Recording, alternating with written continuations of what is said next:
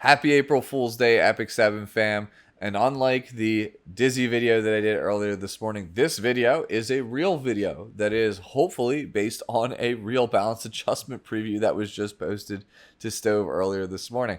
Everything I have read seems to indicate that these are real balance adjustment preview notes, so I will be doing a real video talking about my thoughts on them.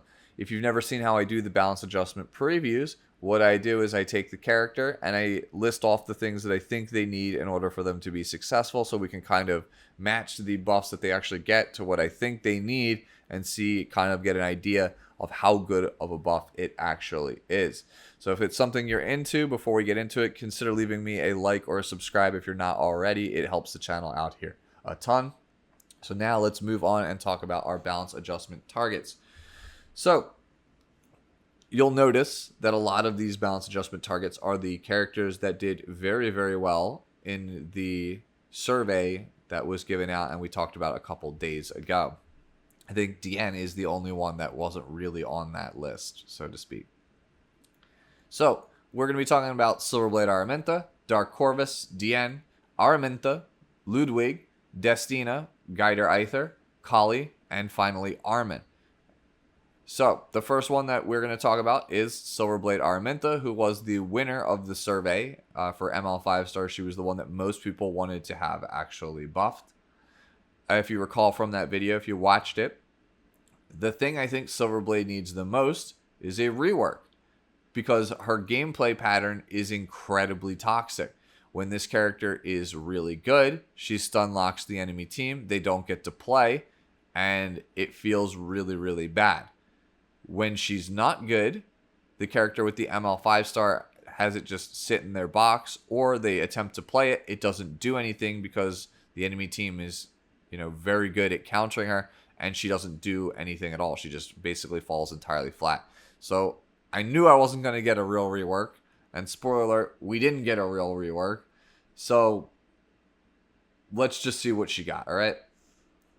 So now Flame Friction, her S1, has her old S2 Flame Release stapled onto it. So basically, after she finishes attacking an enemy, if they have a burn stack on it, she will activate Flame Release as an extra attack.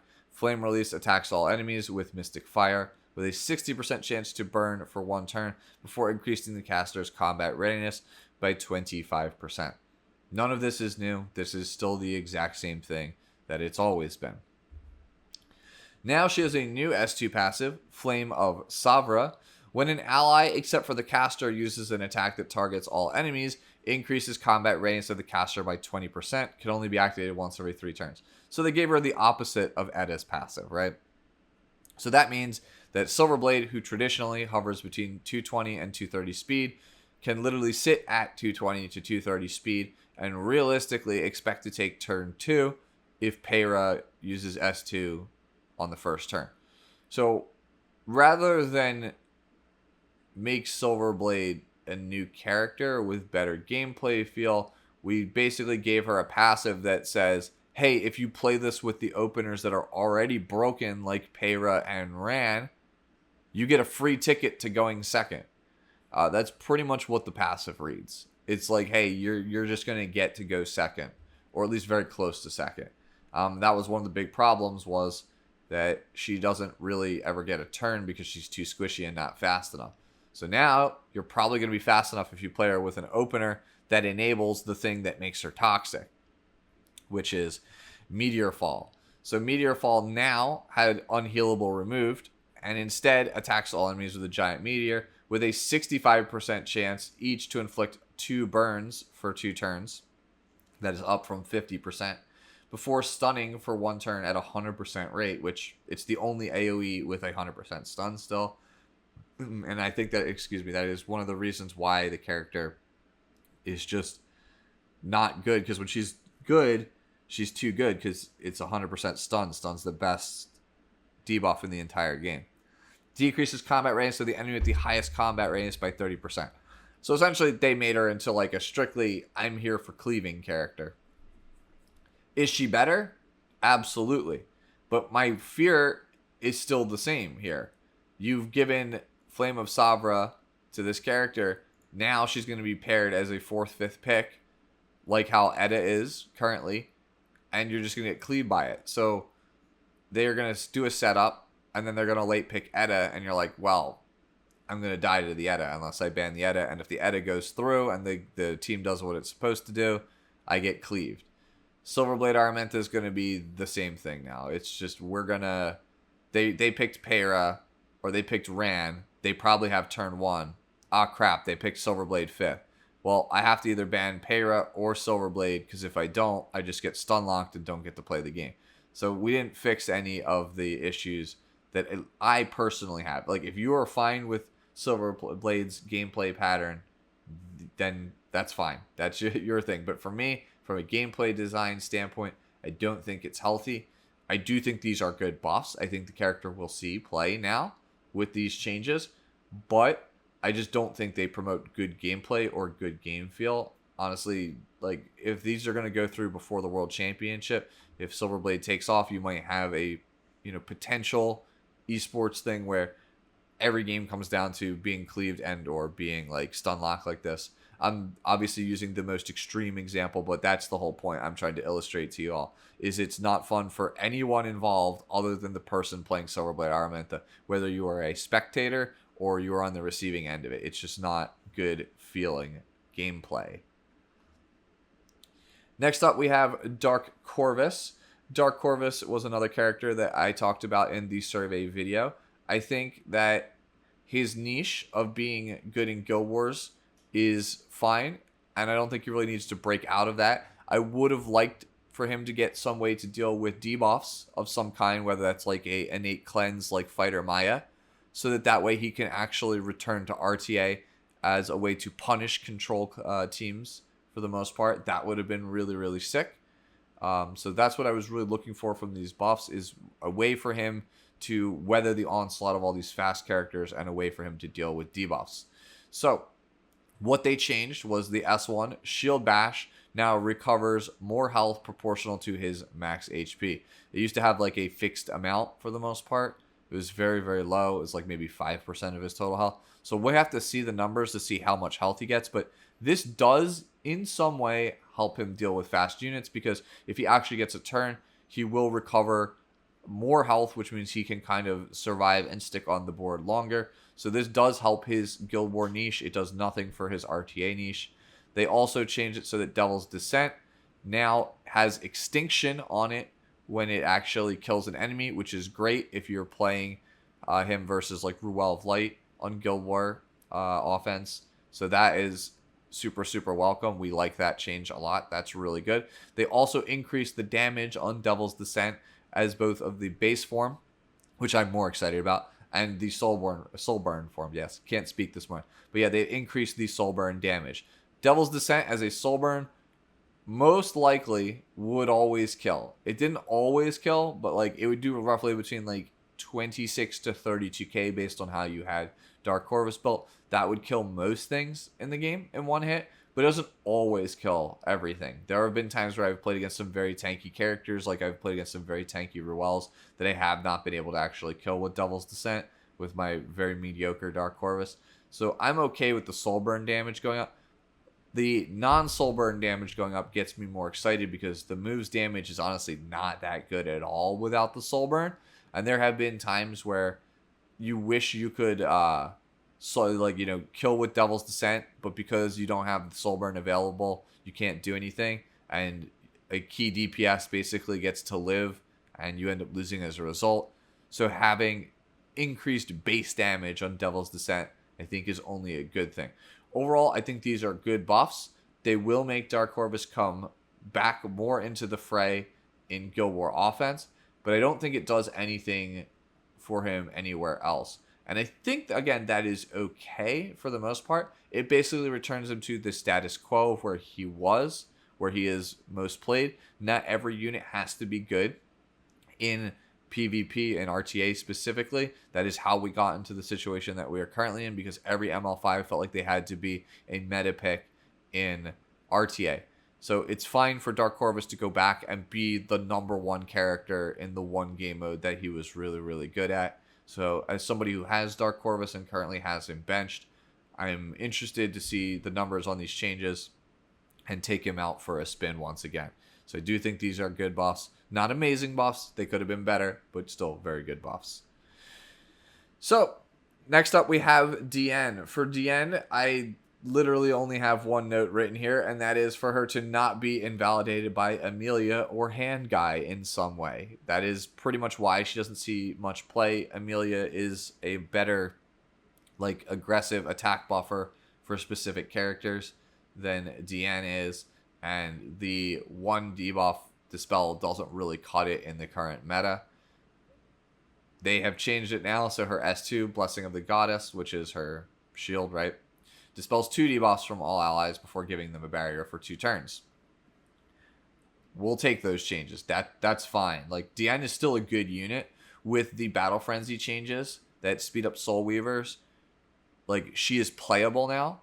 She is not, like, super top tier like she used to be for a large chunk of Epic 7's life, but she is still a viable pick. It wouldn't surprise me, by the way, if Diene does make a showing in like the World Championship coming up in a few months, because traditionally she's done very, very well at high level play, even when people think she's not in the meta. The character is still very, very strong.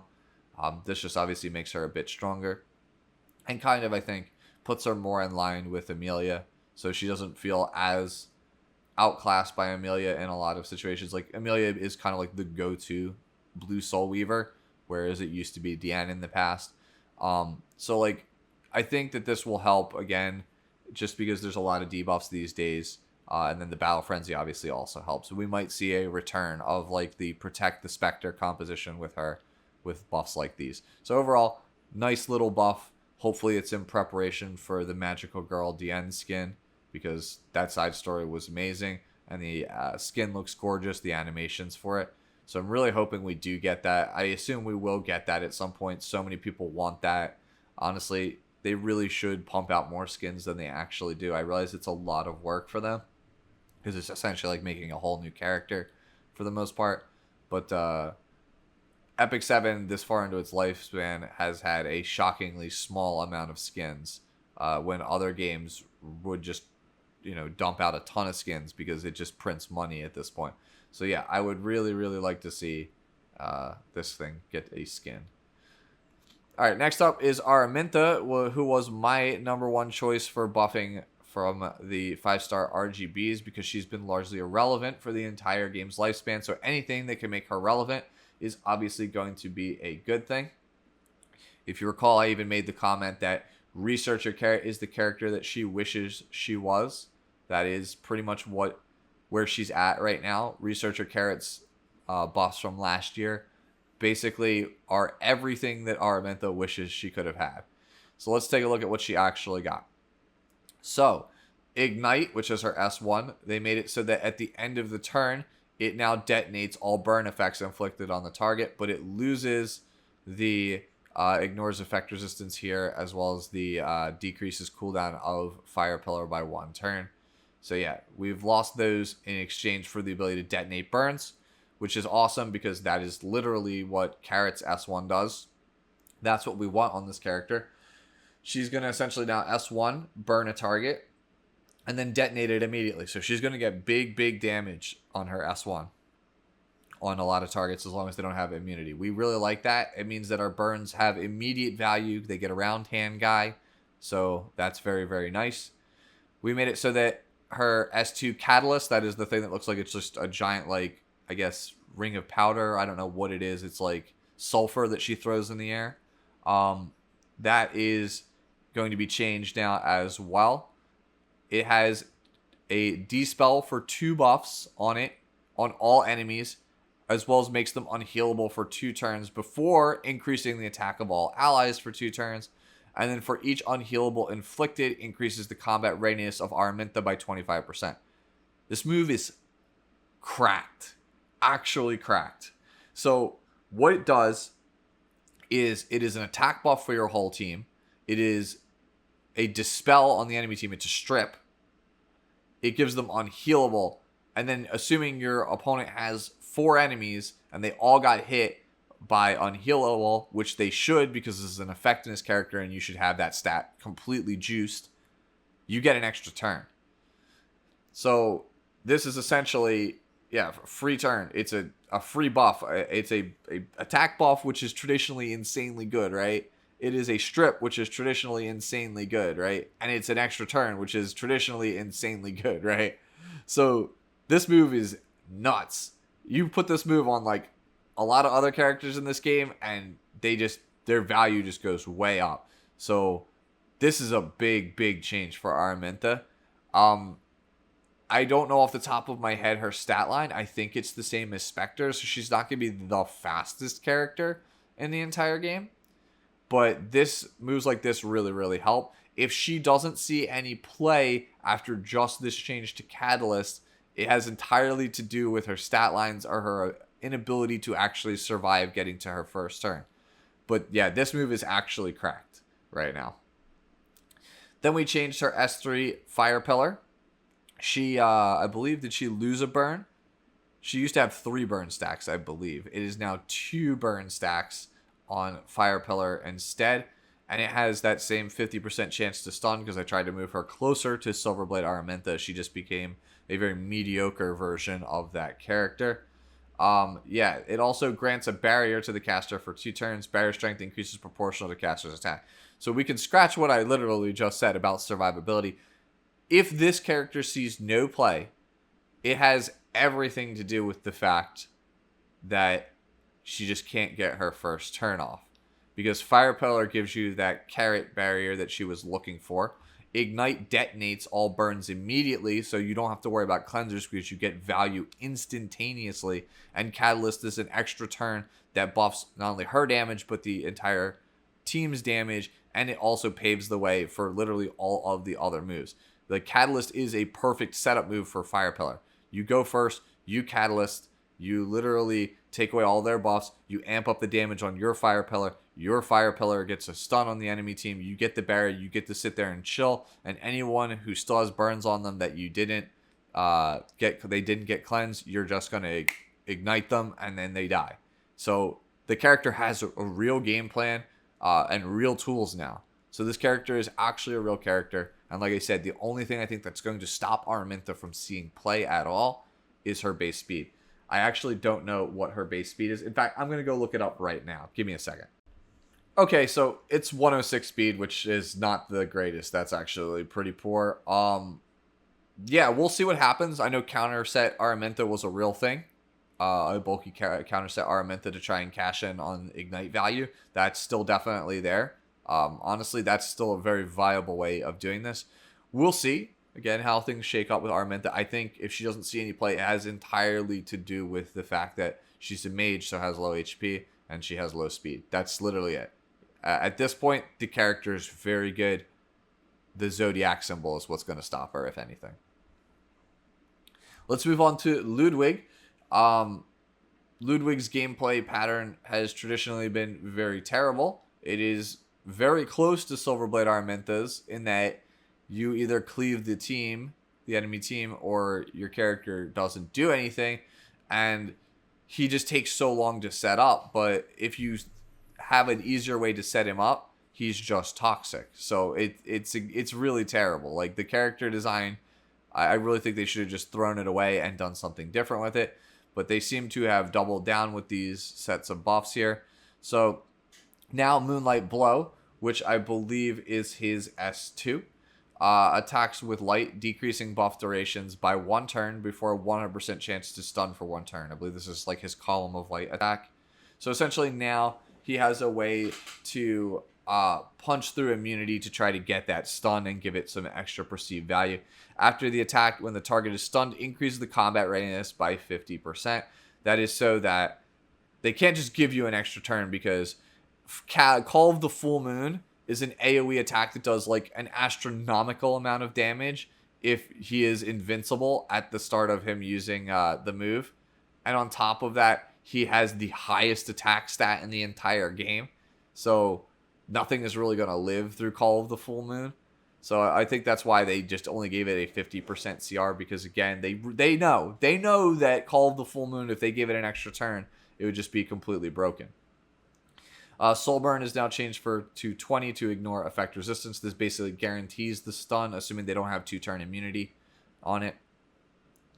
And then we have changed it so that we'll jump down here. Call of the Full Moon Awakened. Attacks all enemies with Nocturne magic. And when an enemy is defeated, extends the caster's buff duration by 1 turn. That basically means if you kill at least one character with it, he's going to sit in immunity.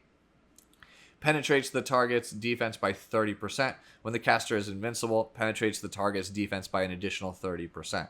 So they have shifted it slightly, right? It's they already had the shifts from the previous one. That does not bode well for our hero, right? If they already had split it so that it was 20 no matter what, and an extra 30 if you're invincible, and they're now changing it so that it's 30 when you are not invincible and an extra 30 when you are invincible, again, doesn't really help there. They've also increased the damage. So they are absolutely doubling down on this character's initial game plan. The whole game plan is I S2 to stun a character, and then I chill in invincibility. If I get my next turn, you lose. That's always been his play pattern, but he just doesn't have the bulk or the speed to execute it. Nothing here helps him do that, right? So he's still like relegated to this fast Crimson Armin setup to get a more powerful S3. Like there's nothing here like helps him, right? Oh, they also changed one of his EEs here. Exclusive equipment, option 1. It was changed from increasing the effect chance by 50% when using a Moonlight Blow. So it kind of like increased the stun chance, right? But they've done that for you now. Has a 100% chance to stun. They've changed it so that the damage dealt is increased by 10% when using Moonlight Blow. So they basically made this move stronger. I'm not a Ludwig player, so I couldn't tell you if this is actually a good change.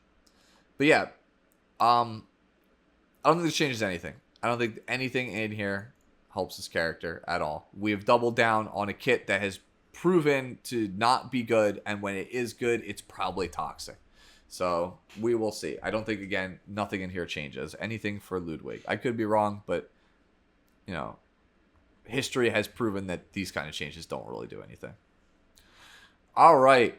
This is the one I'm the most excited to talk about in the entire patch because Destina was my first character in Epic 7. I started the game with this character. This was my ride or die for a very long time until I got Ruel of Light. You guys all know how much I love Ruel of Light.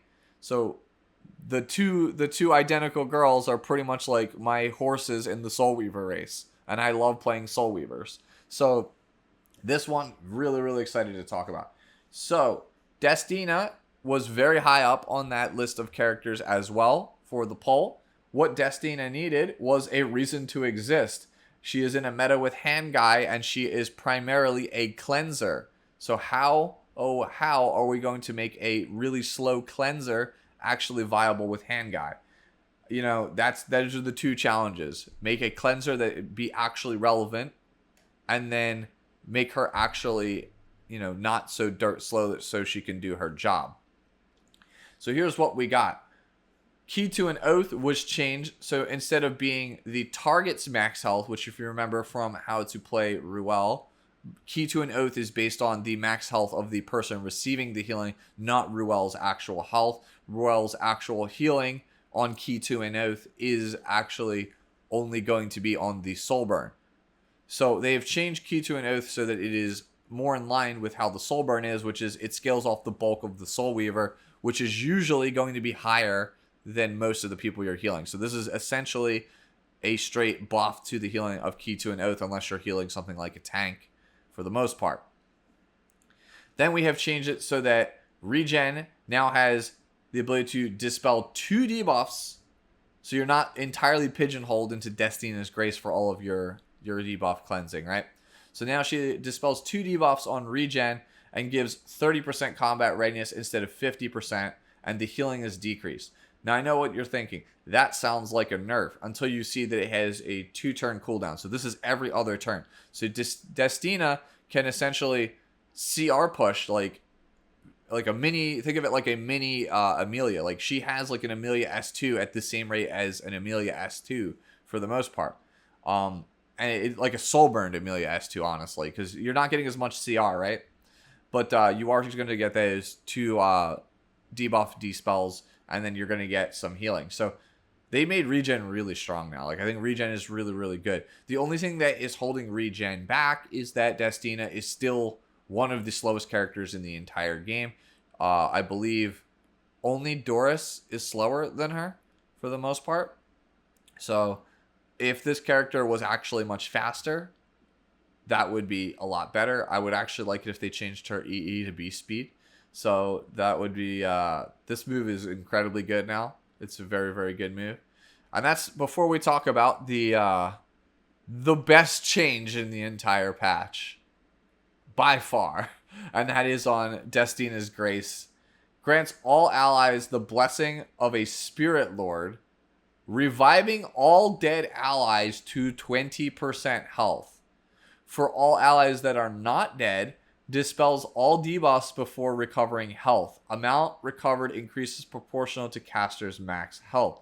At the start of the first battle, grants Spirit's Blessing to the caster for 2 turns. Spirit's Blessing is a passive effect, increases effect resistance by 60%. Spirit's Blessing cannot be dispelled.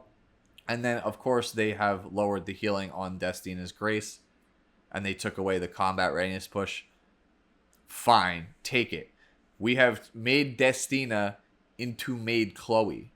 But on top of making her Maid Chloe, we made it so that if you choose Destina, you can actually have a fighting chance to resist all of your opponent's debuffs.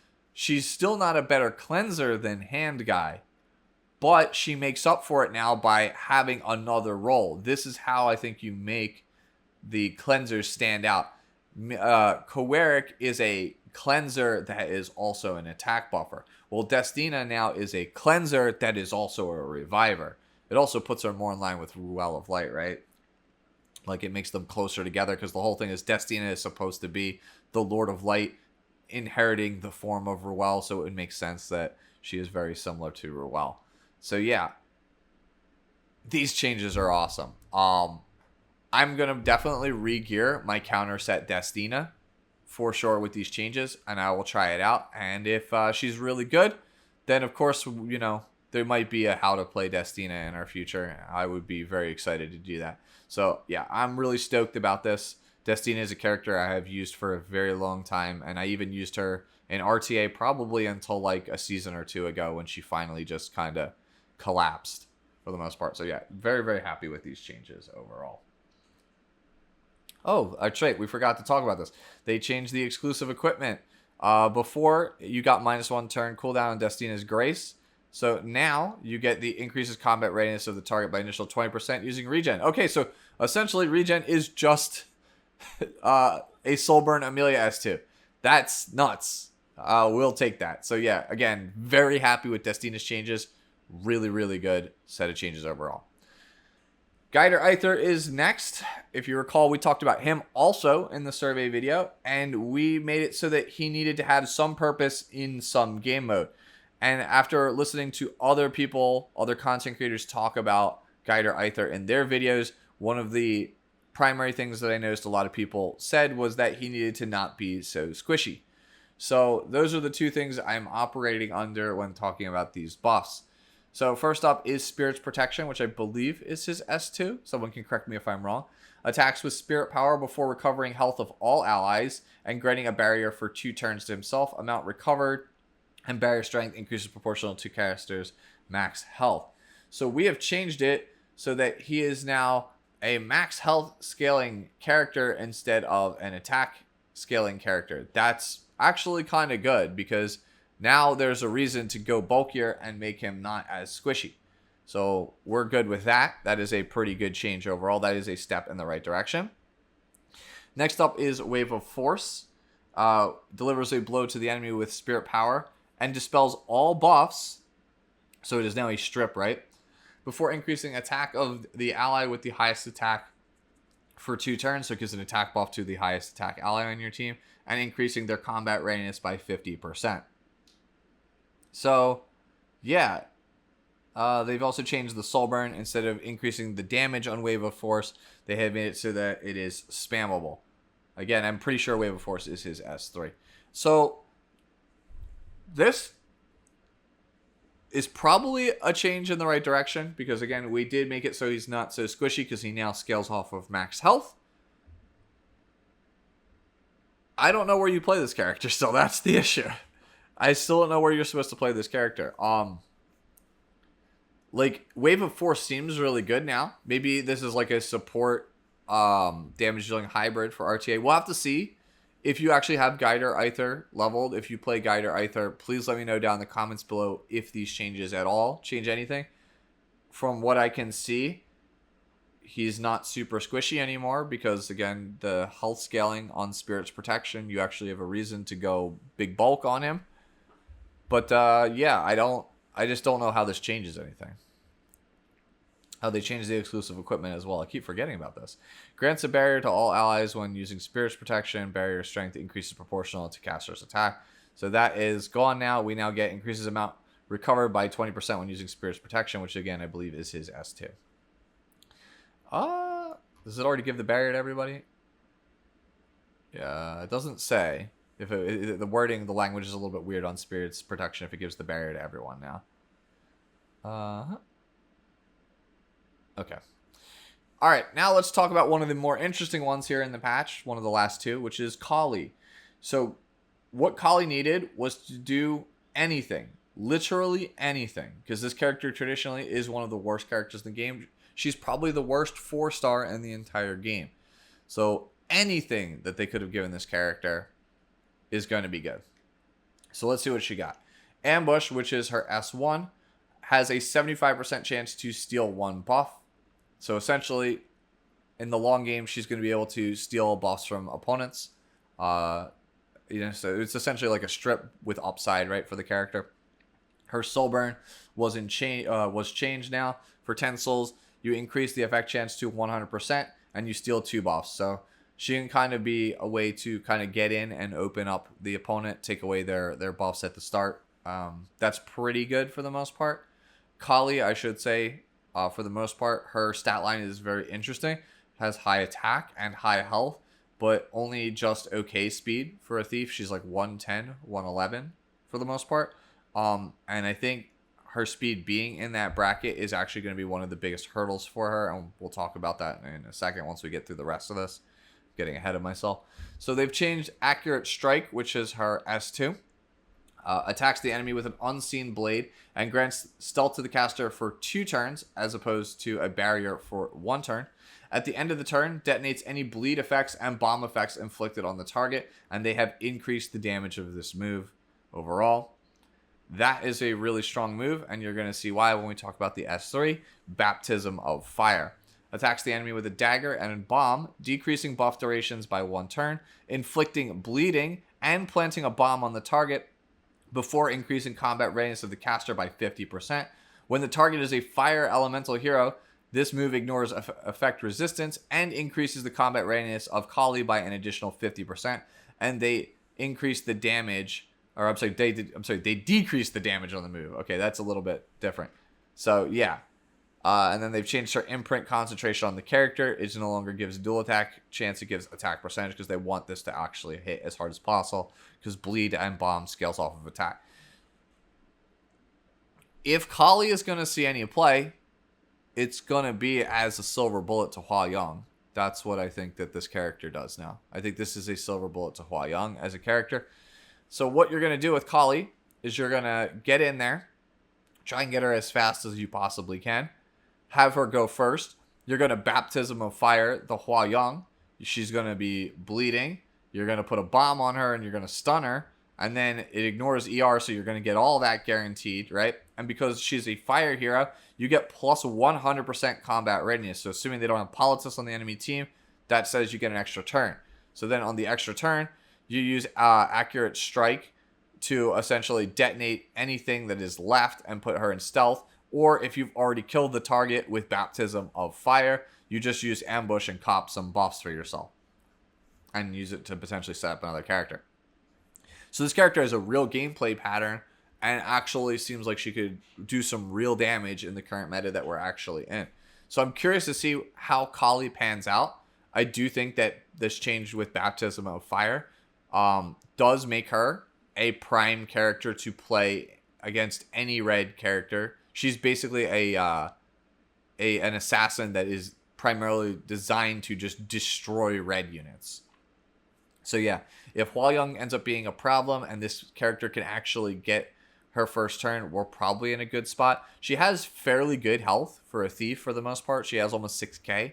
So it shouldn't be too hard to get this character like 250 speed with like 13, 14k HP. I don't think it should be that hard for the most part. At least at high end if you're putting like really insane gear on her.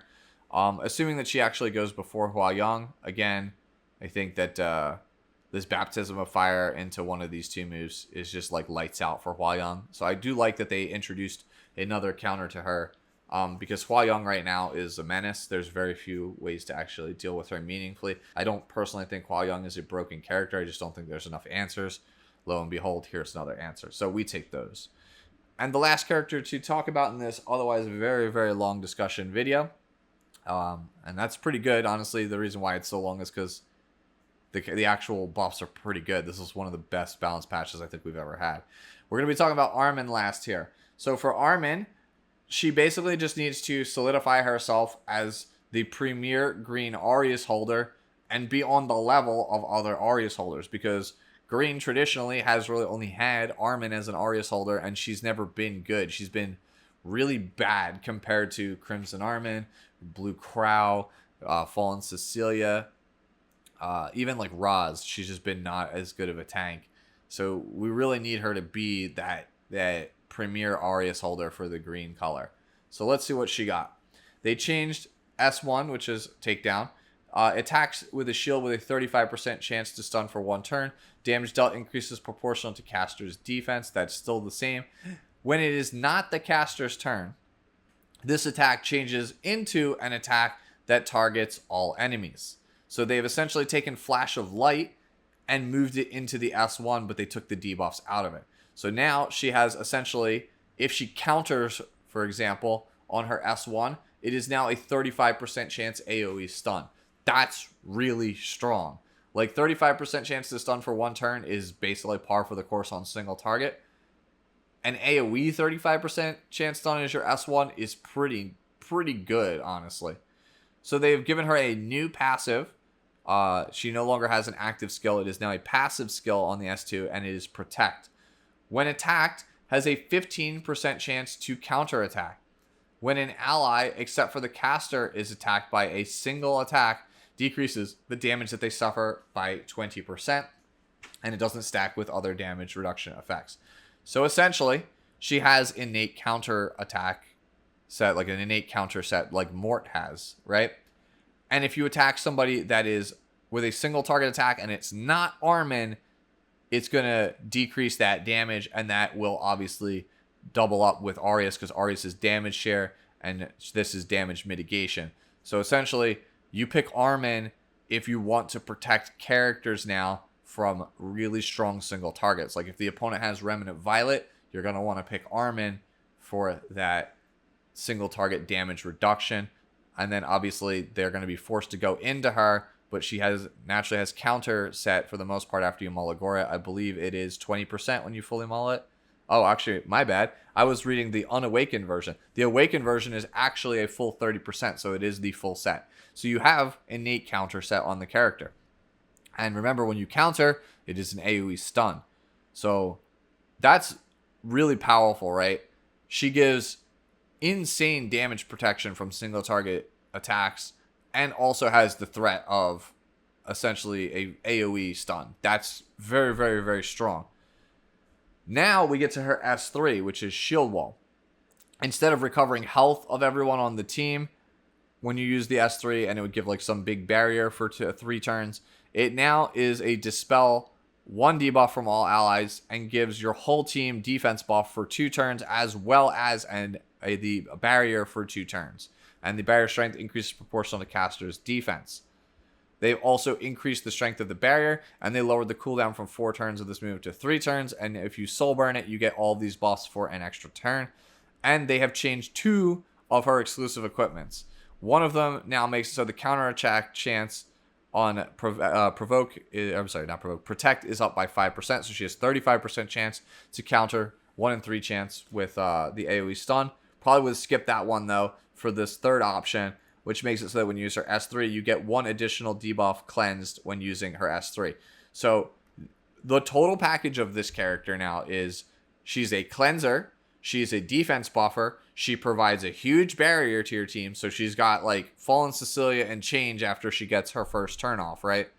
And then on top of that, she is probably the best single target mitigation you could ask for outside of Troublemaker Crozet. It's pretty close, right? He's 40% damage share. She is going to be the Arius damage share, plus also the 20% damage suffered reduction on top of that. And then you get an AoE stunner.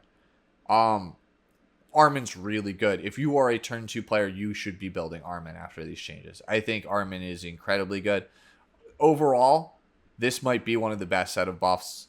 Like overall, collectively, the entire set of changes. This is one of the best balance patches I think they've ever done.